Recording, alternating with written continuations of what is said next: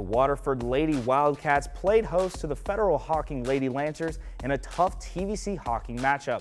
What's going on, Hardwood Nation? I'm your online host, Jacob Murray, here with Waterford reporter Ben Wielgopolski. And look, we talked about it earlier, how Waterford kind of struggles to start the game, but how are they able to get it going in this one? Well, it's Coach Close's emphasis on defensive intensity to start off the game. I mean, from the get-go tip-off to the final buzzer, Coach Close is always saying, we need to be locking down.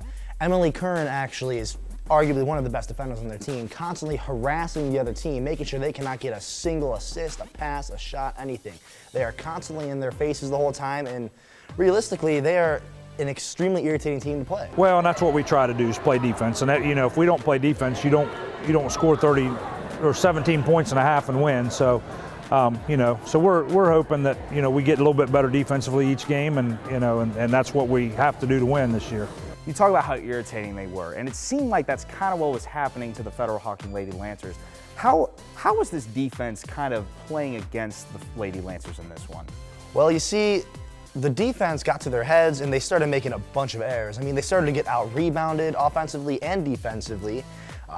Waterford was able to capitalize on that, and they also, because of the intensity of the defense that got to their head, they started fouling a lot. I mean, they resulted in 17 turnovers, and Emma Bea fouled out in the third quarter, which was a huge loss for the Lady Lancers. Right, and moving back over to the Lady Wildcats, a return, Rachel Adams coming back. How did she play here tonight? Well, Rachel Adams, she's a very talented player indeed, but she didn't have the greatest comeback game. But that is, to say the least, it gave chances to other teammates like Lily Roberts, who Coach says is consistently coming up each game. She actually helped lead the team. She had about 8 points and 2 assists.